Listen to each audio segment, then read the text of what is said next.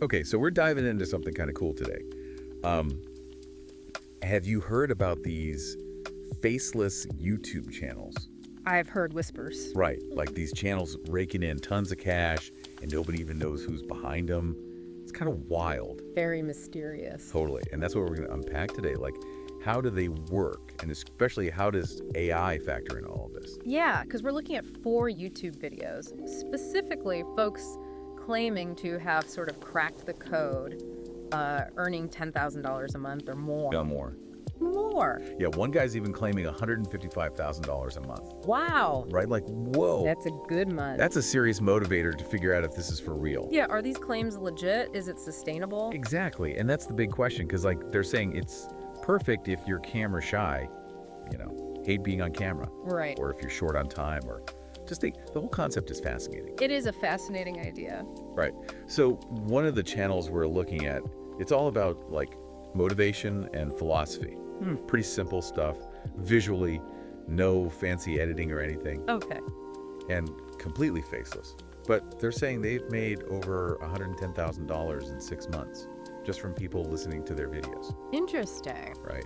Like, what's the secret sauce there? It really makes you wonder what they've tapped into. Totally. And I think that's where the AI piece comes in. Okay. It's not just about being faceless, it's about how efficient they're making it. That's right. Like, imagine using AI to write your scripts.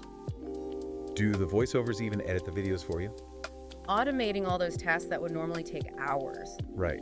And they break down exactly which tools they're using. So like, for example, there's 11 labs for creating really realistic sounding AI voiceovers. So you don't have to hire a voice actor or spend hours recording and editing yourself. Right, which can be a huge barrier to entry for a lot of people. Totally. And that's what makes this so intriguing. Right. But it also makes you wonder about the quality. Can an AI voice really capture those nuances? The emotion, the human touch that makes a voiceover really good.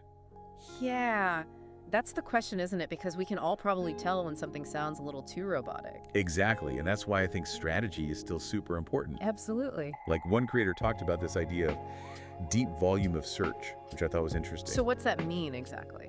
So instead of making videos about super broad keywords that everyone's competing for, he's saying, find those niche topics, with less competition, but a really dedicated audience. So it's about going deeper rather than broader. Exactly. And he gave this example, like instead of general stock tips videos, which are a dime a dozen, he suggests focusing on something like reviews of specific investment platforms. Interesting. Right. So you're targeting people already interested in that specific thing. Who are more likely to watch the full video, maybe subscribe, even click on an affiliate link if you have them. Exactly. And that brings up another big question, Yeah. right? Like, is this really passive income as they claim, or is there a lot more to it? Right, because they make it sound so easy. I know. Just set it and forget it, right?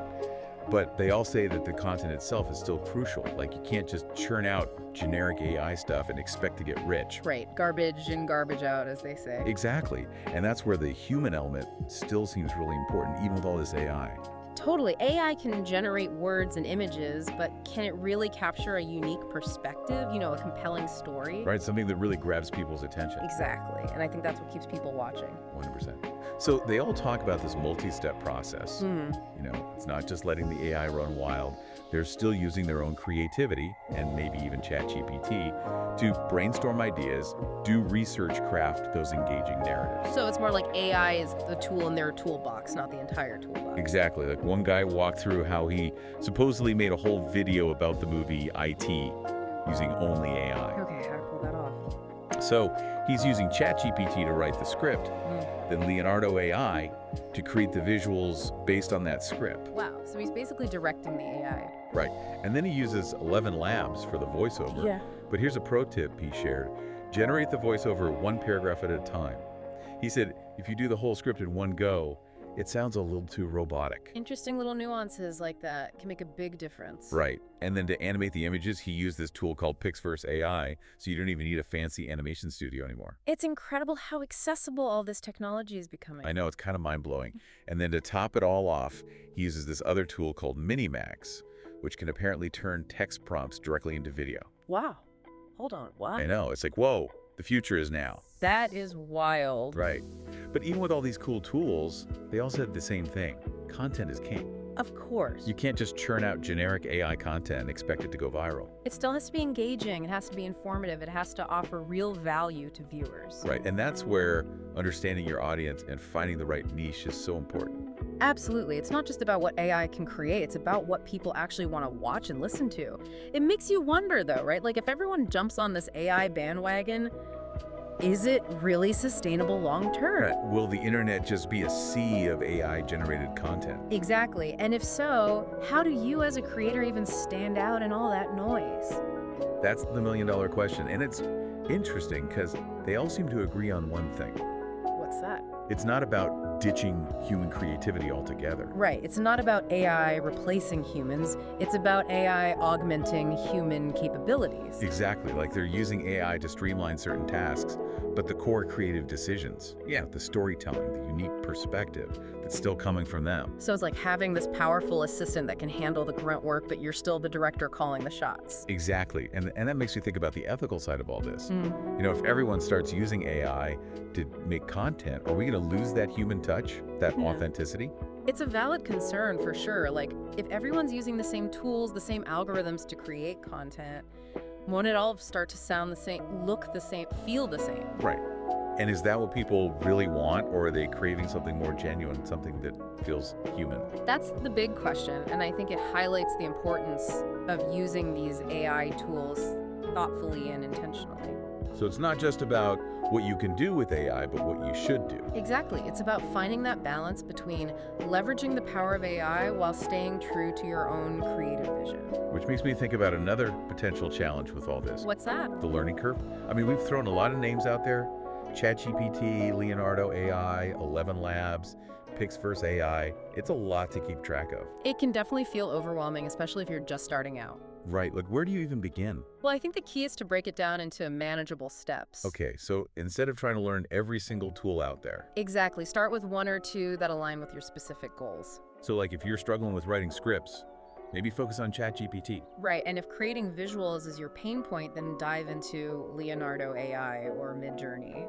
And then once you feel comfortable with those, you can explore other tools and gradually expand your AI toolkit. Exactly. It's about building your skills over time and not getting bogged down by trying to do everything at once. And not be afraid to experiment. Absolutely. Most of these tools offer free trials or free plans, so you can test them out, see what works best for you without breaking the bank. That's a really good point because we are talking about side hustles here.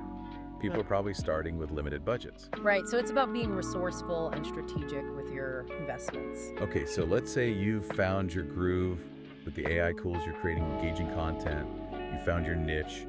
How do you actually start making money from all this? Right, because at the end of the day, that's what a lot of people are interested in. Totally. So we saw a lot of different monetization strategies mentioned, but the most common one seems to be affiliate marketing. Which makes sense. It's a great way to generate passive income by recommending products or services that are relevant to your audience. And one creator specifically mentioned ClickBank as a good platform to find affiliate products. Right, and it's a huge marketplace with products in pretty much every niche imaginable. But he also stressed the importance of choosing products carefully. Absolutely. Don't just promote anything and everything for a quick buck. Right, you want to make sure the products you're recommending are actually high quality and relevant to your audience. Exactly, because your reputation is on the line. That's such a good point, especially with a faceless channel. You don't have that face-to-face interaction to build trust. Right, so the products you recommend become even more important. Okay, so we've got affiliate marketing. What else? Well, another popular option is creating and selling your own digital products. Like online courses, ebooks, things like that. Exactly, and the beauty of digital products is that once you create them, you can sell them over and over again. So it's another potential source of passive income. Precisely, and some creators are even using AI to help them create these digital products. Oh, really? Like how so? Well, for example, you could use ChatGPT to help you outline your course content or generate ideas for your ebook. Interesting. So it's like having an AI brainstorming partner. Exactly. And then you can use other tools to help you design your products, create visuals, record audio, and so on. So it's really about using AI to streamline the entire process from idea generation to product creation. Exactly. And it allows you to create higher quality products in less time. which is a win-win in my book. Absolutely. But again, it's important to remember that AI is just a tool. Right, it's not going to magically create a best-selling course or ebook for you. You still need to bring your own expertise, your own unique insights to the table. And I think that's a good overarching theme for this whole faceless YouTube thing. What do you mean?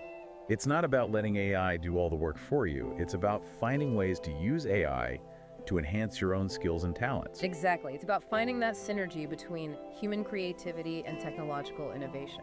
And I think that's where the real magic happens. So we've talked about the tools, the strategies, the monetization methods, but now I'm curious, like, what about the human side of all this? Right. Because it's easy to get caught up in the tech, but ultimately it's still people creating this content and it's people consuming it. Exactly. Yeah. So how do you, as a creator, make sure you're not losing that human connection, even if you're never actually showing your face on camera? That's the challenge, isn't it? And I don't think there's one easy answer, but I think it starts with being intentional about the content you create. Okay, so like, what does that look like practically? Well, for me, it's about asking myself, why am I making this video? Who am I trying to reach? What value am I offering? And if I can't answer those questions clearly, then maybe it's not the right content to be creating.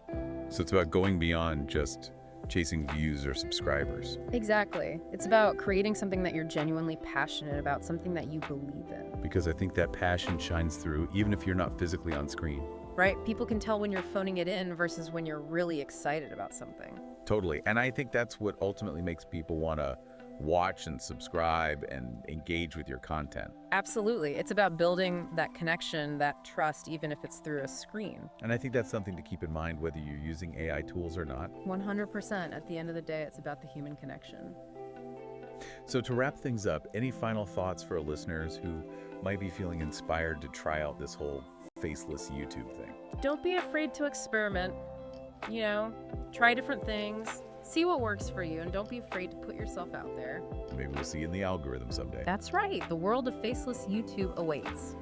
This has been fascinating. I'm so curious to see where this whole AI and creator economy thing goes next. Me too. It's an exciting time to be a creator, that's for sure. Totally. Well, on that note, thanks for diving into these faceless YouTube channels with me. This has been really eye-opening. My pleasure. Always fun to explore these new frontiers of content creation. And to our listeners, thanks for tuning in. We'll catch you in the next deep dive.